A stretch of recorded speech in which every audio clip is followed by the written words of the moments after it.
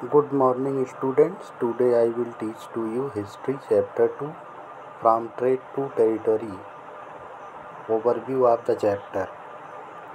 The last powerful Mughal ruler was Aurangzeb, and after his death in 1707 many Mughal governors and big zamindars began asserting their authority and establishing regional kingdoms.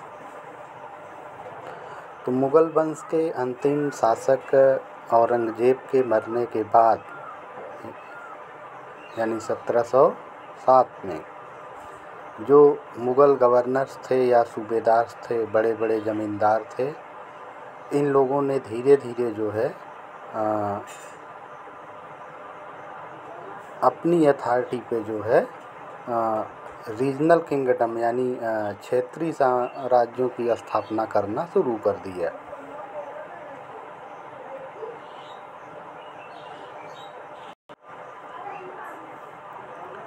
तो by the second half of the 18th century a new power emerge on the political horizon, the British. और इसका result ये हुआ कि 18th century यानी 1850 के बाद जो है एक नई पावर का क्रिएशन होता है पॉलिटिक्स में, जिसे ब्रिटिश पावर के नाम से जाना गया। Now the east India company comes east.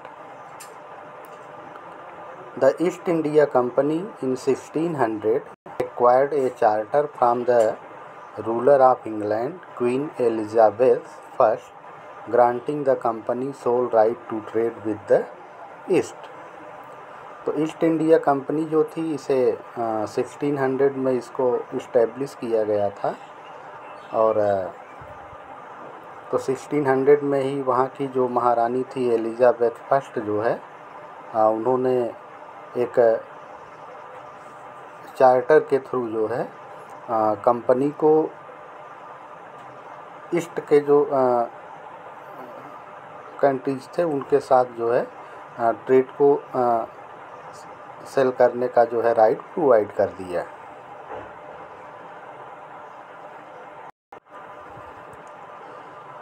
तो according to the charter the company could venture across the ocean looking for new lands to buy goods at a cheaper price and carry them back to Europe to sell at higher prices। और इस charter के according ये था जो है कि company को अब पूरी तरह से ये छूट दे दी गई थी कि वो ओशियन को क्रॉस करके जो है ऐसे न्यू लैंड्स को सर्च करे जहाँ पे उसे गुड्स जो है चीप प्राइस पे मिल जाए और वे उसे यूरोप ला करके जो है हाई प्राइस पे उसको सेल कर सकें।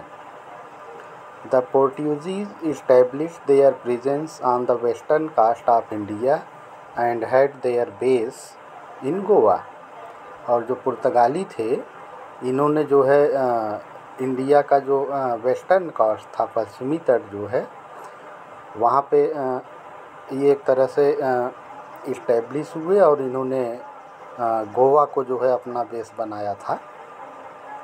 तो by the early 17th century the Dutch were exploring the possibilities of trade in the Indian ocean and very soon the French arrived on the scheme. और 17वीं शताब्दी की शुरुआत में भी जो है डचों ने भी जो है यहाँ पे इंडियन ओशियन में जो है जहाँ तक संभव पॉसिबिलिटी जितनी हो सकी वो भी यहाँ पे ट्रेड में एक तरह से अपना पांव जमाना चाहते थे। और उसके बाद कुछ ही दिनों बाद जो है फ्रेंच यानी फ्रांसीसी भी यहाँ पर पहुँच गए।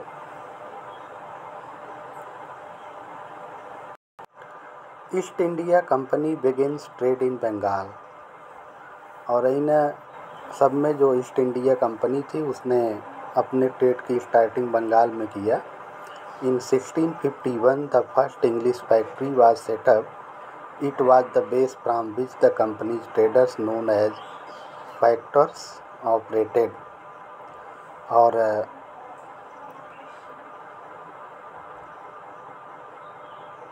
तो 1651 में जो है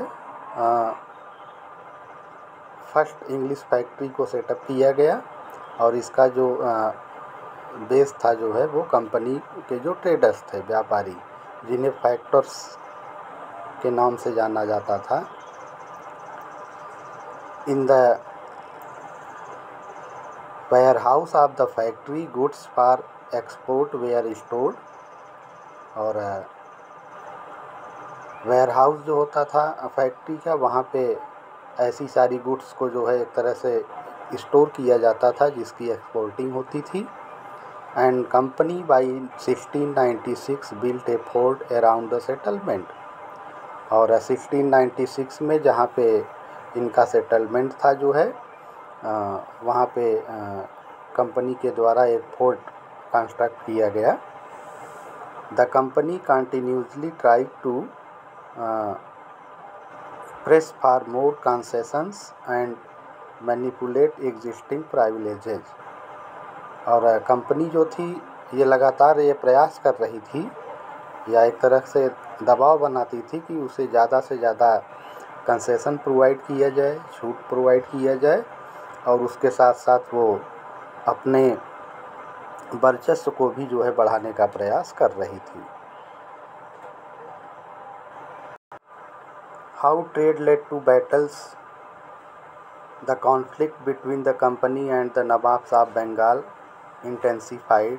In Bengal, Nawabs refused to grant the company concessions, demanded large tributes for the company's right to trade, denied it any right to mint coins, and stopped it from extending its fortification. और अब इसके बाद जो है जो company थी और बंगाल के जो नवाब थे उनके बीच जो है वाद विवाद होने लगा, कॉन्फ्लिक्टिंग होने लगी।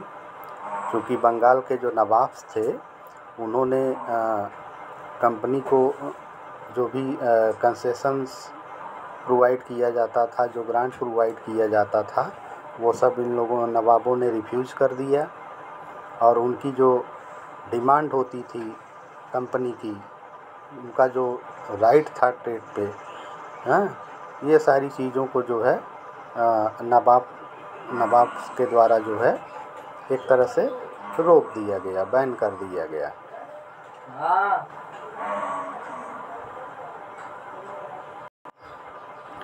They also claimed that the company was depriving the Bengal government of huge amount of revenue and undermining the authority of the Nawab।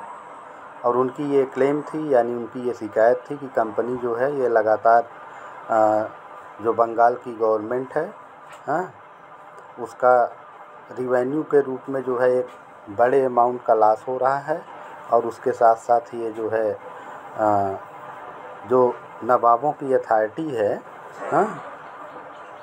उसको भी ये इफ़ेक्ट कर रहे हैं। The conflict led to confrontation and finally culminated in the famous battle of Plassey. तो इस तरह से ये जो कंपनी और नवाब के बीच कॉन्फ्लिक्टिंग थी ये लगातार बढ़ती गई, जिसका परिणाम ये हुआ जो है कि इनके बीच एक युद्ध हुआ जिसे बैटल ऑफ प्लासी के युद्ध के नाम से जाना जाता है। ओके।